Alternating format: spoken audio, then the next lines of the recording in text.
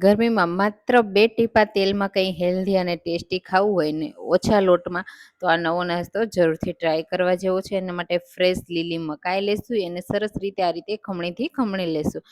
આ રીતે સરસ મકાઈ ખમણાઈ જાય ને પછી એમાં ડુંગળી, ગાજર, આદુની પેસ્ટ, મરચાં, લીલા ધાણા એડ કરીશું, તલ એડ કરીશું, મરી પાવડર, ધાણા જીરું પાવડર, થોડો ગરમ મસાલો અને મીઠું એડ કરીશું. સાથે તીખાશ પ્રમાણે લાલ મરચું. હવે બાઇન્ડિંગ માટે બેસન 4 ચમચી અને 4 ચમચી ચોખાનો લોટ, એના લીધે ક્રિસ્પી થશે.